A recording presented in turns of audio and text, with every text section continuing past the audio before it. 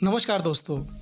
ये बात तो हम सभी जानते हैं कि ताजमहल को आज से 350 साल पहले बनाया गया। पर क्या आपने कभी ये गौर किया है कि उस समय सीमेंट का आविष्कार तो नहीं हुआ था।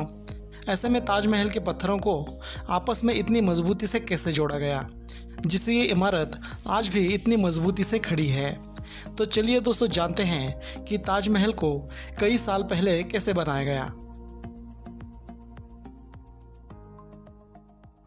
दोस्तों, ये बात तो हम सभी जानते हैं कि ताजमहल अपनी खूबसूरती के लिए जाना जाता है और हर साल इसे देखने के लिए लाखों लोग आते हैं। ऐसा कहा जाता है कि ताजमहल को बनाने के लिए उस वक्त करीबन 22 साल का समय लगा था, जिसका निर्माण कार्य 1631 में शुरू होकर 1647 में बनकर पूरा हो चुका था। ऐसा कहा जाता है कि इसे बनाने के लिए 20,000 से भी ज़्यादा कारीगरों ने दिन रात की मेहनत की थी। आपकी जानकारी के लिए बता दूं कि सीमेंट का आविष्कार साल 1834 में जोसेफ एस्पिडिन इस शख्स ने इंग्लैंड में किया था।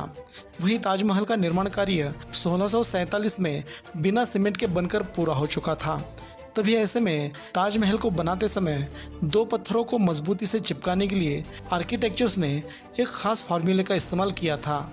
जब पुराने ज़माने में सीमेंट का आविष्कार नहीं हुआ था, तब आर्किटेक्चर्स एक ख़ास तरह की पेस्ट का इस्तेमाल किया करते थे, जिसमें कई नेचुरल चीज़ों का इस्तेमाल किया जाता था। इस पेस्ट में बताशे, गुड़, उड़द की दाल, जूट और कंकर, इन्हें बारीकी से पीसकर इसमें बेलगिरी का पानी और दही डालकर इनका पेस्ट बनाया जाता था और इस पेस्ट को लाइम मोर्टर यानी चूना पत्थर की पेस्ट के साथ मिलाया जाता था।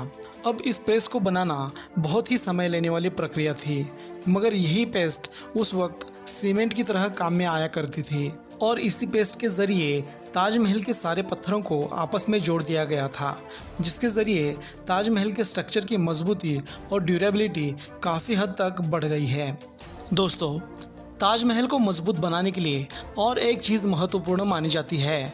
इसमें इस्तेमाल किए गए दुर्लभ और बेशकीमती पत्थर। ताजमहल के स्ट्रक्चर में कई सारी सेमी प्रेशियस स्टोन्स का इस्तेमाल किया गया है, जैसे एमेनाइट, फिरोज़ा, अक्कीका, मूंगा, लेजवार्ड, लैजानिया, सुलेमानी, यशब और पिटूनिया। ऐसे बहुत ही रेयर पत्थरों का इस्तेमाल किया गया है। दोस्तों, आपने ताजमहल की मीनारों को तो देखा ही होगा। अगर आपने गौर किया है तो आप जानते होंगे कि ताजमहल की मीनारें थोड़ी बाहर की तरफ झुकी हुई हैं। पर क्या आप जानते हैं कि इतनी खूबसूरत और नायाब इमारत को बनाने के बाद उसकी मीनारें ऐसे क्यों बनाई गईं?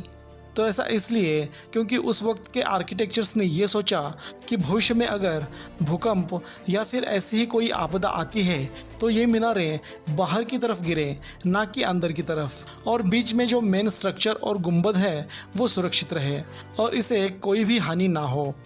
तो आशा करता हूँ दोस्तों, ये छोटी सी वीडियो आपको ज़रूर पसंद आई होगी, तो इसे अपने दोस्तों में ज़रूर शेयर करें। साथ ही ऐसी वीडियोस देखने के लिए हमारे चैनल को सब्सक्राइब करके बेल आइकन ज़रूर दबाएं।